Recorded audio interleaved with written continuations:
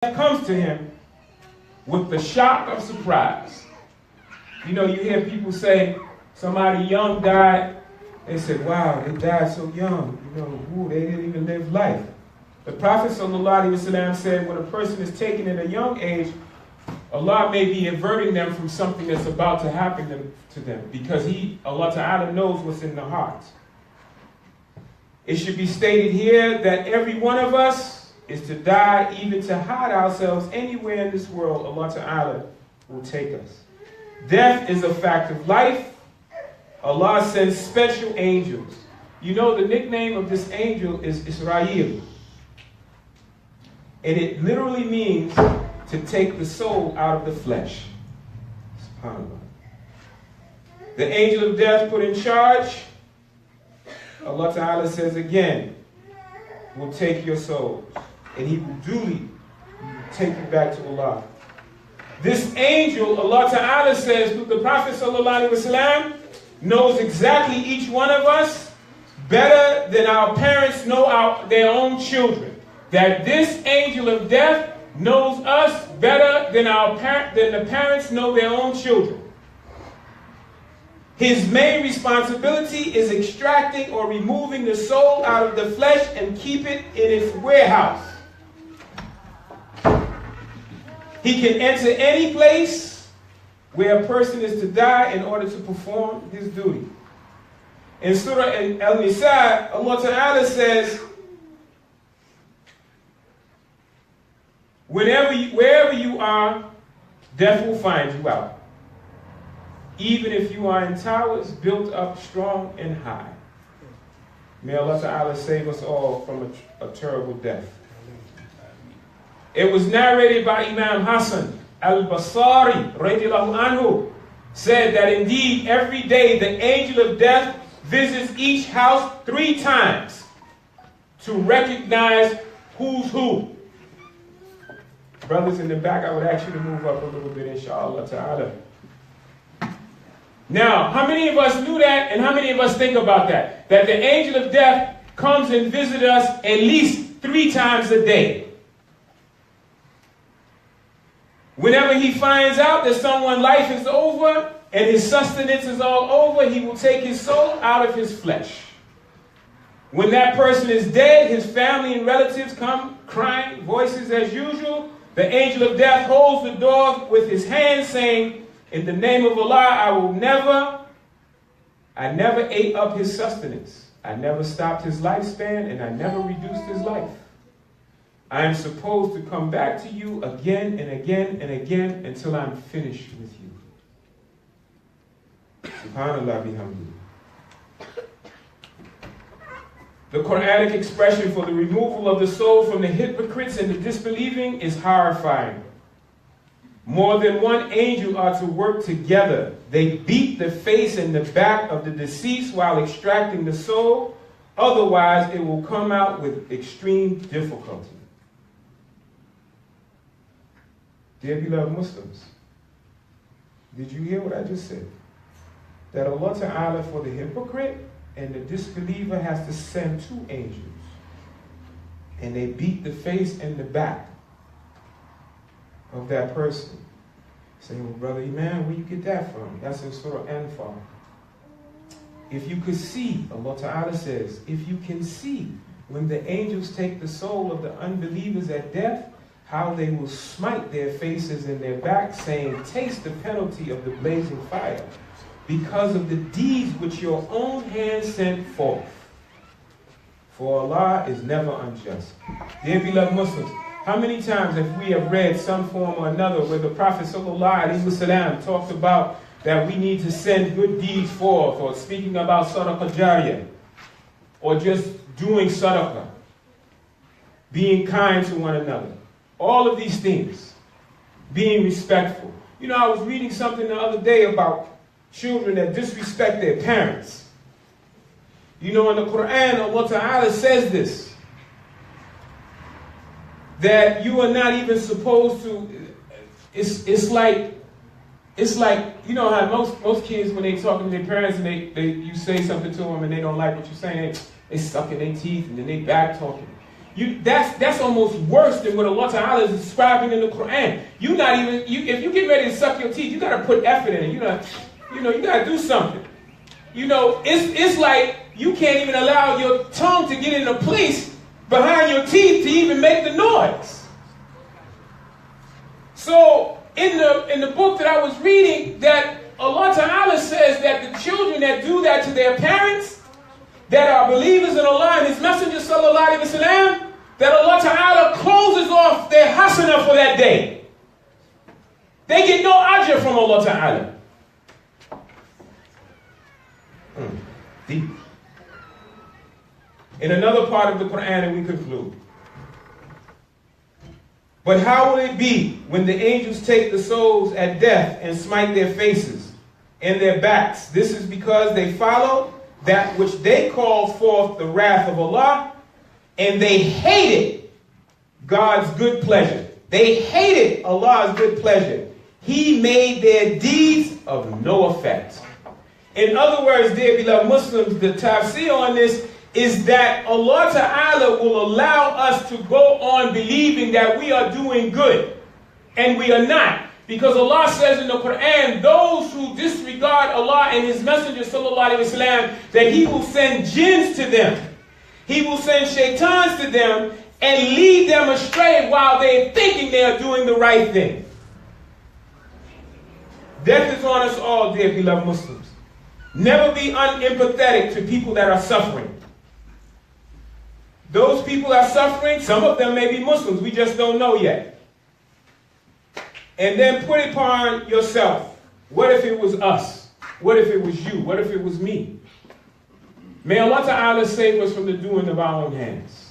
May Allah Ta'ala save us from the wrongness of our speech. May Allah Ta'ala save us from the wrongness of our own behavior. May Allah Ta'ala save us from the torment of the grave and the punishment of the fire. أقول هذا واستغفر الله وعليكم الحمد لله رب العالمين.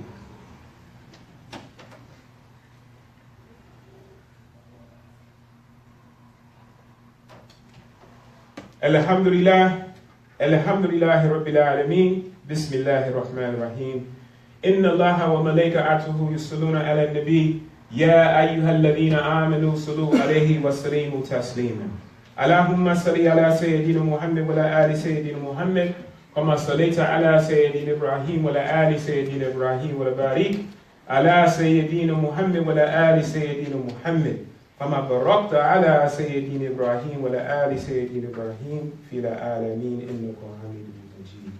Dear beloved Muslims, we should love each other for the sake of Allah, and that we should never wish harm on each other, and we should always wish the best for each other. Dear beloved Muslims, I want to speak about something, not that that wasn't serious, but this is a little serious too. But inshallah ta'ala, I wanted to call our attention, because every once in a while we all need, and all of this is just a reminder. One of the responsibilities of the Imam is just to remind. The Imam, in most cases, is not the most knowledgeable person or the most fluent.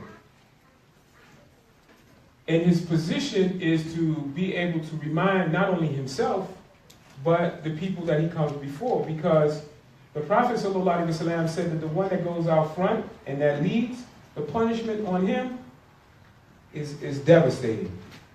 If you committed a sin, you may get, one slap. If I commit the same sin because I'm in front of you, Allah Ta'ala, the Prophet ﷺ said that it can be 7 to 70 times more.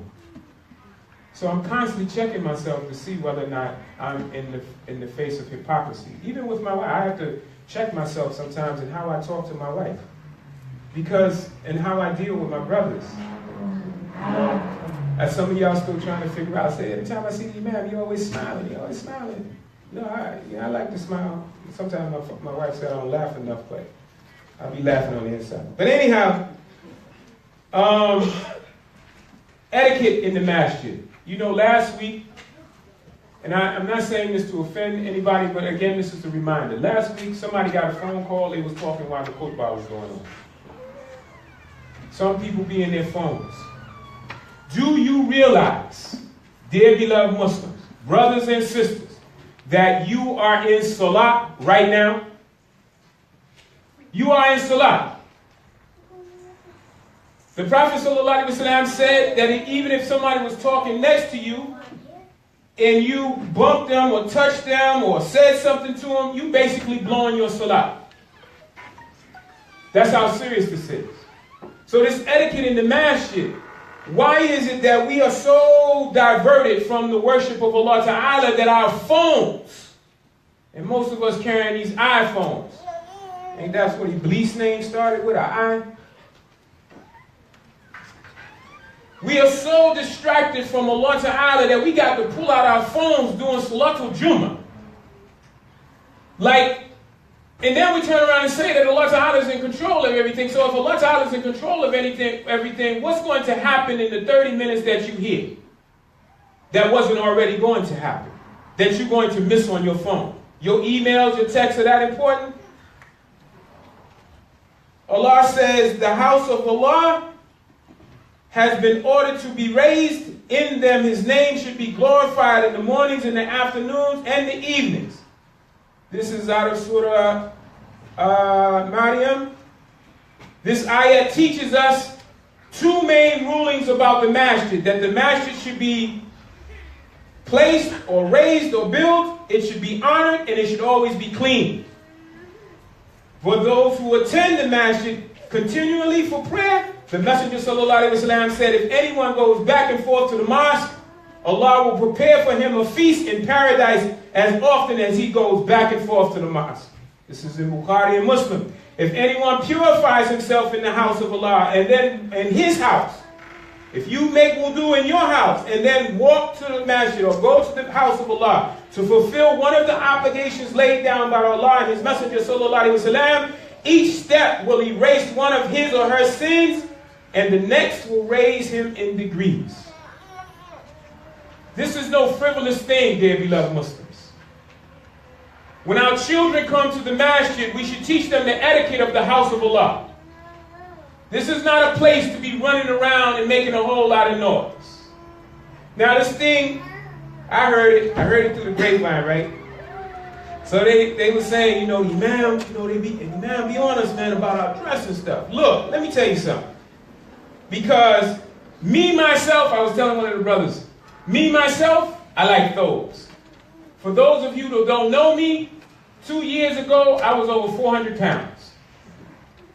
412 pounds and 8 ounces. I'm down to 262 right now. Allahu Akbar. The reason why I said that, because brothers know when you gain weight, especially if you're short like me, you get wide and it's hard to find some pants. Or shirts. I got comfortable in wearing those. And no disrespect to any of my brothers from the Middle East, I don't call this the dress of Arabs. I call this the dress of Muhammad sallallahu alaihi wasallam. Okay? So now, I'm not telling any brother that you have to wear a thobe or a kameez shawwal, but I am saying to you that when you come to the house of Allah, you should be dressed properly. You say, okay, wait, man, where you get that from? From the Quran. Dressing with nice clothes that are clean, Allah Ta'ala says, O children of Adam, wear your beautiful apparel at every time in every place of prayer. This is in Surah Anfal. And it starts off, Ya Bani Adam, Khudhu zinatakum inda kulli masjidin wa kulu wa asabru wa la tusifu inna la yuhibbu al-musrifina. Quran, not me. So, some of us are looking for jobs. And if anybody from the Caucasian race, I mean no disrespect to you, but when we go before a white man, we sharp as a tack. When we go before anybody that's looking for a job, we are dressed. And when we go to that job, we do exactly what the supervisor or our manager tells us to do, unless it's against our morals or our conduct in Islam. Otherwise, we are going to fulfill the obligations of that job. So why is it that when Allah and His Messenger sallallahu alaihi wasallam tells us to do something, we have to nationalize it. Those of you who feel comfortable in African dress, wear African dress. Those of you who feel good in Western dress, wear Western dress. But the Prophet ﷺ, all of us, especially the brothers, we have read this, where the Prophet ﷺ said, put on your best musk oils, right? When you come to the masjid, right? Put on your best clothes, put on your best garb,